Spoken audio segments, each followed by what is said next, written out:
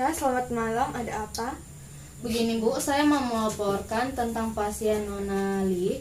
Klien sudah 5 hari dirawat dan belum ada peningkatan yang berarti. Jadi saya bermaksud untuk melakukan ronde keperawatan.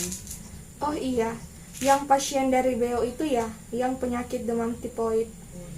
Iya Bu, jadi apakah Ibu setuju jika dilakukan ronde keperawatan pada Nona Li? Ya, saya setuju. Bagaimana persiapannya dan kapan akan dilakukan? Saya sudah menyiapkan tim yang akan melakukan ronde keperawatan dan akan dilaksanakan besok. Nanti saya akan melakukan inform konsen kepada pasien dan keluarganya. Baiklah, silakan lakukan. Baik Bu, terima kasih banyak. Saya permisi dulu. Iya. Selamat malam, bagaimana keadaannya? Masih begitu-begitu saja Bu, masih demam. Oh iya, sabar ya. Jadi begini, Nona Li, ini akan kami jadikan pasien untuk ronde keperawatan. Apa dari pihak keluarga bersedia? Apa itu ronde keperawatan? Nah, ronde keperawatan itu suatu kegiatan yang nantinya pasien atau keluarga akan diajak diskusi untuk menyelesaikan masalah yang dihadapi pasien. Diharapkan nantinya setelah dilakukan ronde keperawatan dan tindakan keperawatan, masalah bisa berkurang atau teratasi. Oh begitu, saya setuju saja. Yang penting Li bisa cepat sembuh dan cepat pulang. Baik, tanda tangan di sini. Iya.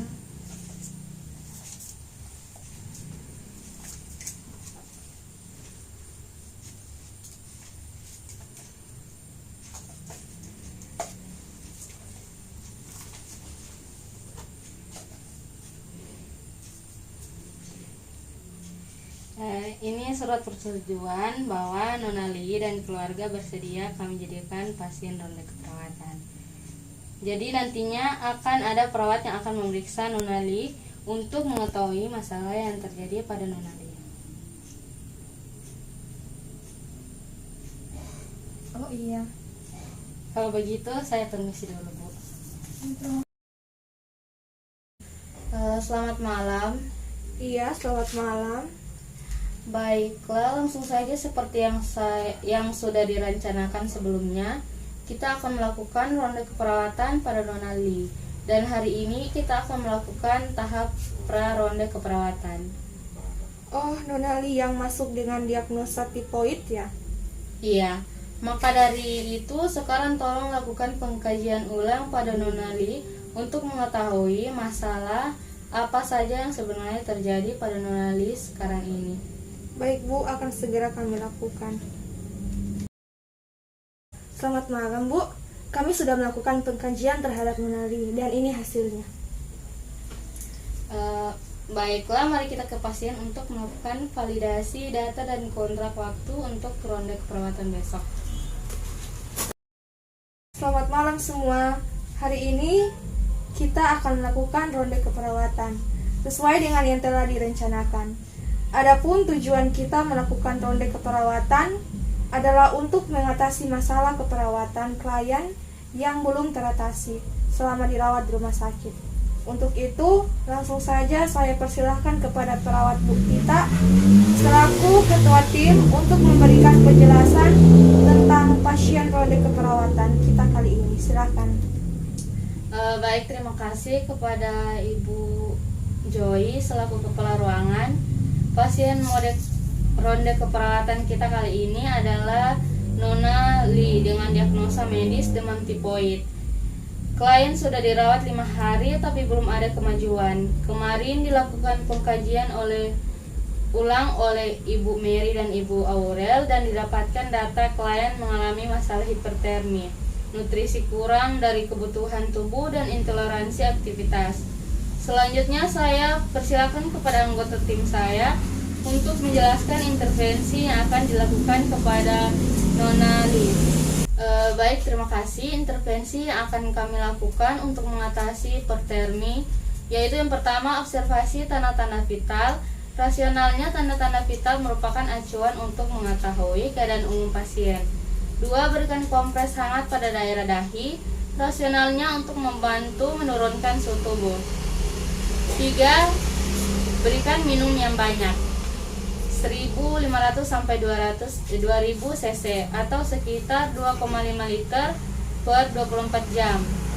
Rasionalnya peningkatan suhu tubuh mengakibatkan penguapan tubuh meningkat, sehingga perlu diimbangi dengan asupan cairan yang banyak. 4. Anjurkan klien menggunakan pakaian tipis dan menyerap keringat. Rasionalnya untuk menjaga agar klien merasa nyaman, pakaian tipis akan membantu mengurangi penguapan tubuh. Kelima, kolaborasi dengan dokter dalam pemberian antibiotik dan antipiretik.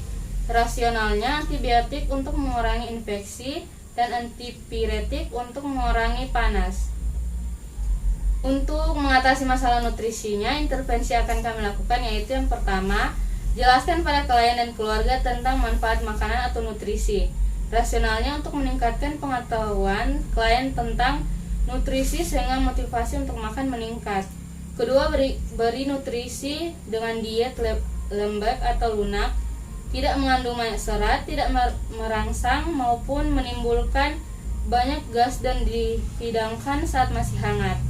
Rasionalnya untuk meningkatkan asupan makanan karena mudah ditelan. 3. Berikan makanan sedikit tapi sering. Rasionalnya untuk menghindari mual dan muntah.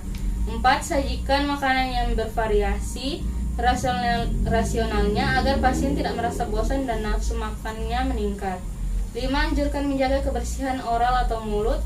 Rasionalnya untuk menghilangkan rasa tidak enak pada mulut atau lidah dan dapat meningkatkan nafsu makan. 6. Kolaborasi dengan dokter untuk pemberian antasida. Rasionalnya antasida mengurangi rasa mual dan muntah. Adapun intervensi dari masalah intoleransi aktivitas, yaitu yang pertama, kaji keadaan umum pasien. Rasionalnya untuk mengetahui keadaan umum pasien dan kemampuan klien dalam memenuhi kebutuhan sehari-hari. Kedua, tingkatkan aktivitas sesuai toleransi. Bantu dalam melakukan latihan. Rasionalnya untuk meningkatkan toleransi terhadap aktivitas dan mencegah kelemahan. 4. Beri posisi yang nyaman. Rasionalnya agar klien bisa beristirahat dengan nyaman. 4. Bantu aktivitas sehari-hari seperti makan, mandi, buang air. Rasionalnya untuk mengurangi kecemasan dan membatasi agar klien tidak terlalu lelah. Baik, itu tadi rencana yang akan kita lakukan. Selanjutnya, jadi ibu, demam tifoid itu penyakit infeksi bakteri yang menyerang sistem pencernaan, di mana kumannya masuk ke tubuh melalui makanan yang telah terkontaminasi oleh kuman tifoid. Biasanya orang yang mengalami akan terjadi peningkatan suhu tubuh atau demam dan gangguan pada sistem pencernaannya, seperti mual, muntah, hilang nafsu makan.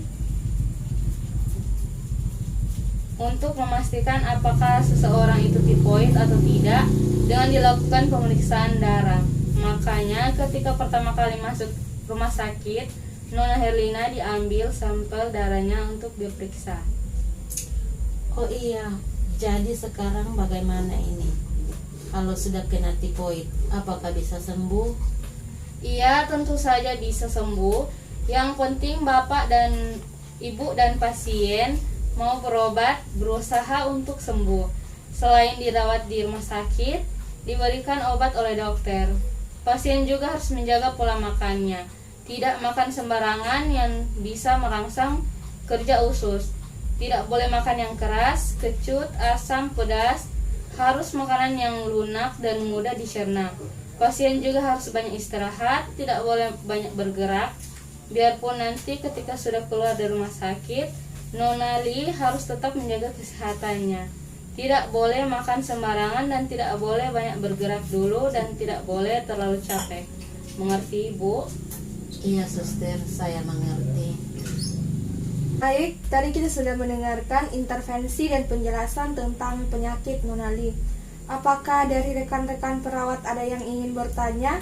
Tidak ada, Bu. Kalau dari keluarga Nona Li, apakah sudah mengerti atau mungkin masih ada yang ditanyakan?